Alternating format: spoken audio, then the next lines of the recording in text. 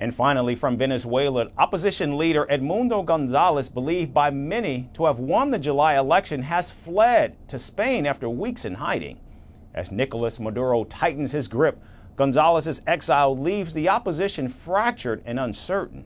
With Maria Corina Machado now the last major figure standing in Venezuela, the question remains, will she stay and fight or be forced into exile as well? Our final report has more. Amid Venezuela's spiraling political crisis, Edmundo Gonzalez, the opposition leader who many believe won the country's July election, has fled to Spain. Just days ago, a Spanish Air Force plane carried Gonzalez and his wife to safety. They landed at the Torrejon Air Base near Madrid, where they are residing. Safe for now, but far from free. Spain's foreign minister confirmed that Gonzalez requested asylum and expressed gratitude towards Spain for its support. This once soft-spoken diplomat, now the symbol of Venezuela's opposition, also spoke of his hope to continue the fight for democracy in his homeland. I wanted to inform you that I arrived to Madrid today in the morning. My departure from Caracas was surrounded by episodes of pressure, coercion, and threats that I wouldn't be allowed to leave. I trust that we'll soon continue the fight for liberty and the return to democracy in Venezuela. A big hug for everyone. In late July, opposition tallies showed Gonzalez had won by a staggering margin. Yet Maduro, backed by a loyal military and powerful allies like China and Russia, declared himself the victor. As the people revolted, the days following the vote saw a violent crackdown on dissent. Thousands were detained, including teenagers, and several opposition leaders sought refuge in embassies, hoping to avoid the same fate.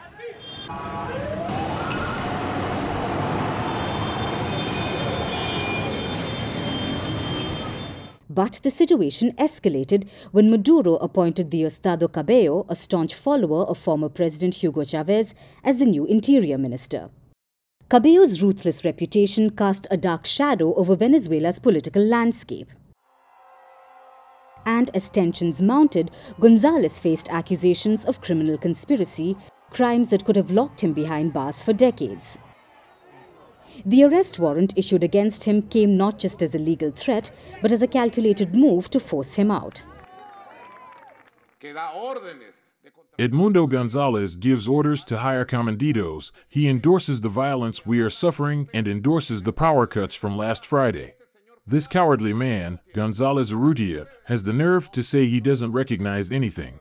That is why the majority of the people who live in Venezuela agree that laws should work, that there must be order, the Constitution should be respected, and public government institutions should do their work. Gonzalez then fled to the Dutch ambassador's residence, where he spent weeks in hiding as the country teetered on the brink. His escape to Spain offered temporary relief, but his sudden departure left the opposition fractured and demoralized. I am very distressed, but at the same time I think he is safe where he is. We need to keep on fighting and with faith. I do not lose hope that this will end as soon as possible. They forced him to flee. This only confirms that Venezuela is a dictatorship in which it is not possible to live in. If you don't agree with the regime, you have to leave, or you might get killed. In Caracas, the political climate has grown even more tense. Venezuelan forces have surrounded the Argentine embassy in the capital. That's because at least 6 opposition leaders and Maduro's critics have taken shelter in the embassy.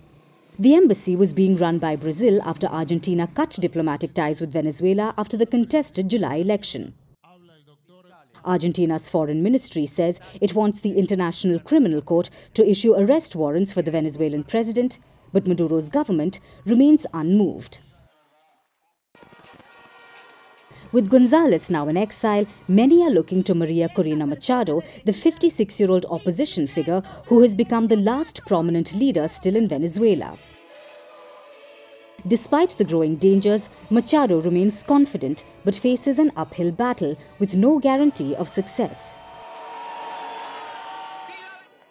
But with Venezuela's future hanging in the balance, will Machado be able to lead the movement, or will she too be forced into exile?